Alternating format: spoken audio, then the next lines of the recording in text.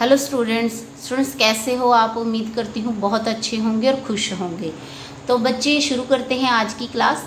बच्चे आज की क्लास का जो टॉपिक है वो है accounting treatment of investment fluctuation reserve. तो बच्चे जो अकाउंटिंग ट्रीटमेंट है इन्वेस्टमेंट फ्लक्चुएशन रिजर्व की, वो रिकॉन्स्टिट्यूशन ऑफ पार्टनरशिप के किसी भी मेथड पे सेम ही रहती है। चाहे reconstitution change in profit sharing ratio की वजह से हो, चाहे पार्टनर की एडमिशन की वजह से हो, और चाहे पार्टनर की रिटायरमेंट या डेथ की वजह से हो। तो अकाउंटिंग ट्रीटमेंट में कोई भी चेंज नहीं आएगा। ये सारे जो है रिकॉन्स्टिट्यूशन के मेथड्स में सेम ही रहेगी। तो बच्चे पहले ये समझ लेते हैं कि इन्वेस्टमेंट फ्लक्चुएशन रिजर्व क्या होता है। इन्वेस्टमेंट जो है वो बुक्स में कॉस्ट वैल्यू पे शो की जाती है, और मार्केट वैल्यू जो है इन्वेस्टमेंट की वो फ्लक्चुएट होती रहती है। अगर मार्केट वैल्यू इंक्रीज़ होती है तो फर्म को जो है वो प्रॉफिट होता है, और अगर डिक्रीज़ होती है तो लॉस होता है। तो फ्यूचर में मार्केट वैल्यू के डिक्रीज़ होने से होने वाले लॉस से बचने के लिए इन्वेस्टमेंट फ्लक्चुएशन रिजर्व जो है वो क्रिएट किया जाता है।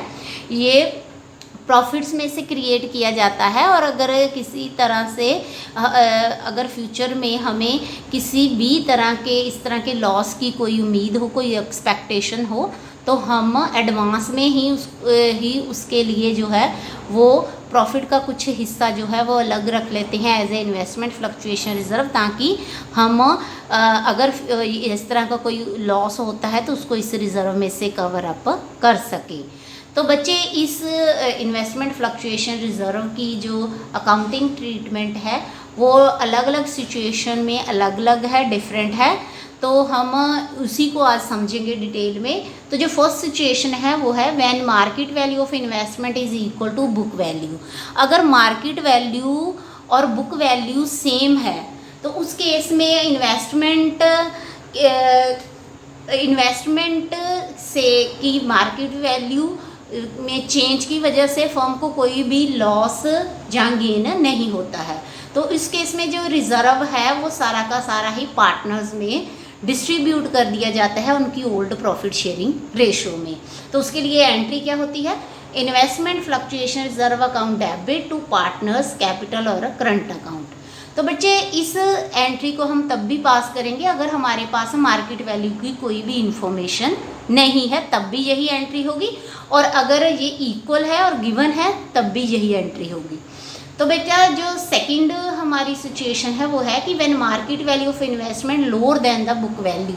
अगर मार्केट वैल्यू जो है वो इन्वेस्टमेंट की बुक वैल्यू से जो है वो कम है, लेस है, मतलब मार्केट वैल्यू जो है वो डिक्रीज़ हो गई है, तो उस केस में हमारे पास 3 और डिफरेंट सिचुएशंस हो सकती हैं। जो फर्स्ट सिचुएशन है वो है fall in value of investment is less than investment fluctuation reserve.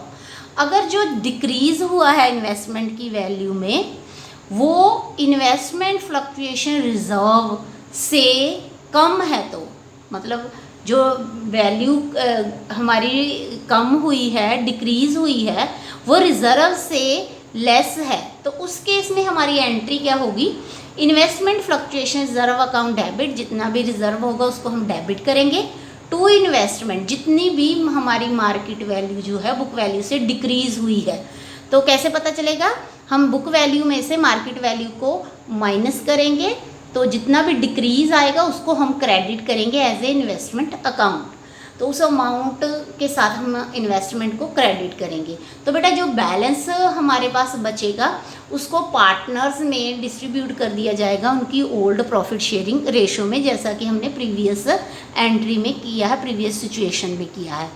तो एंट्री जो कंप्लीट होती है वो होती है investment fluctuation reserve account debit to investment account to partners capital और करंट अकाउंट।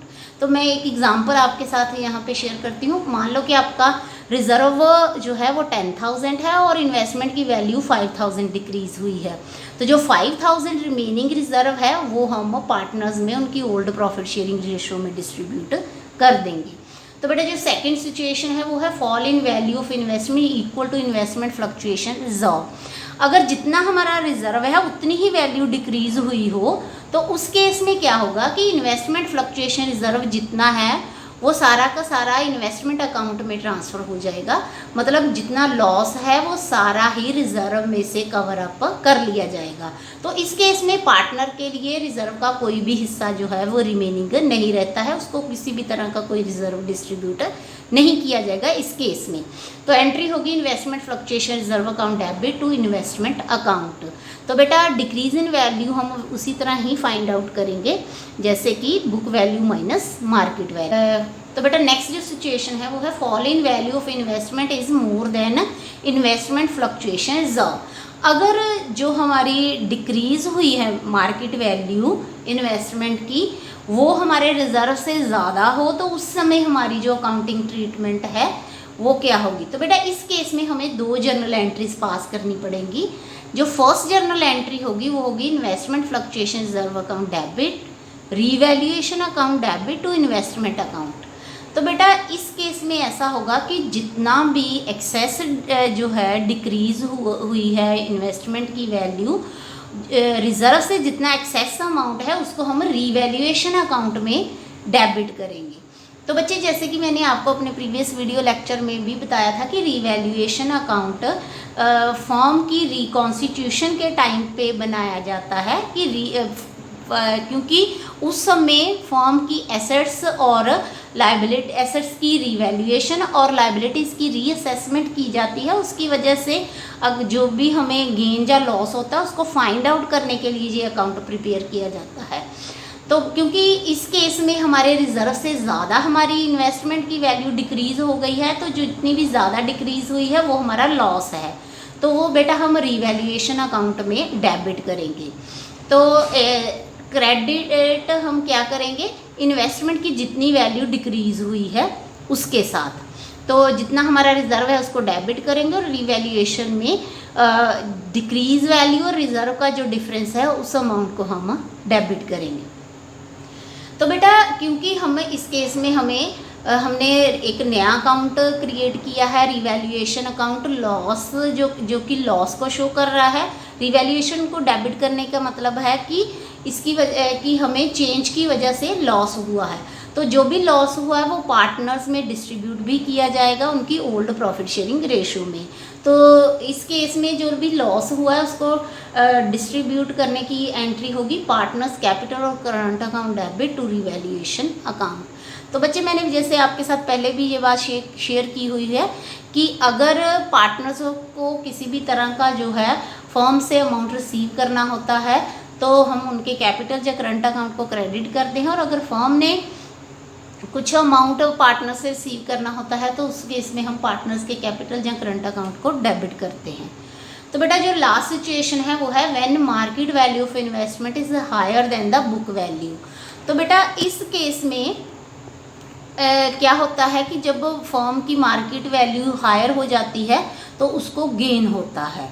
तो गेन के टाइम पे जो अकाउंटिंग ट्रीटमेंट बेटा होती है उसमें हमें 3 एंट्रीज पास करनी पड़ती हैं, जनरल एंट्रीज पास करनी पड़ती हैं। जो बेटा फर्स्ट एंट्री है वो तो सेम ही रहेगी जो कि हमारी फर्स्ट सिचुएशन में थी जब मार्केट वैल्यू इक्वल थी बुक वैल्यू के, क्योंकि उस केस में हमें किसी भी तरह का कोई भी जो है लॉस नहीं हुआ है। हमें पूरा का पूरा जो रिजर्व है वो पार्टनर के लिए है और पार्टनर में उनकी ओल्ड प्रॉफिट शेयरिंग रेशियो में हम इसे डिस्ट्रीब्यूट करेंगे। तो एंट्री हमारी होगी investment fluctuation reserve account debit to partners capital और करंट अकाउंट। तो बेटा इस केस पहली एंट्री पास करने के बाद एक और एंट्री होगी जो कि हमें इंक्रीज मार्केट वैल्यू इंक्रीज होने की वजह से जो बिजनेस को गेन हुआ है, जो प्रॉफिट हुआ उसको शो करने की होगी। तो एंट्री बेटा ऐसे होगी कि investment account debit to revaluation account. तो जहाँ पे क्योंकि गेन हुआ है चेंज की वजह से इसीलिए रिवैल्यूएशन अकाउंट को हमने क्रेडिट किया है। तो इस केस में मार्केट वैल्यू ज़्यादा होगी तो इसीलिए जो डिफरेंस है प्रॉफिट कैलकुलेट करने के लिए हम मार्केट वैल्यू में से बुक वैल्यू को डिडक्ट करेंगे। तो बच्चे जो थर्ड एंट्री होगी वो होगी हमें मार्केट वैल्यू के बढ़ने से इंक्रीज होने की वजह से जो गेन हुआ है उसको पार्टनर में डिस्ट्रीब्यूट करना है। तो उसके लिए हमारी एंट्री होगी revaluation account debit to partners capital और करंट अकाउंट। तो बच्चे इस तरह ये थी इन्वेस्टमेंट फ्लक्चुएशन रिजर्व से रिलेटेड अकाउंटिंग ट्रीटमेंट। तो बच्चे आई होप कि आपको ये सारी सिचुएशंस जो है वो क्लियर हो गई होंगी, समझ आ गई होंगी। और अगर फिर भी किसी बच्चे को किसी तरह की कोई कन्फ्यूजन है, कोई प्रॉब्लम है, तो कमेंट बॉक्स में लिख के मुझसे इस बारे में क्लियर कर सकते हैं। तो बच्चे God bless you, be happy.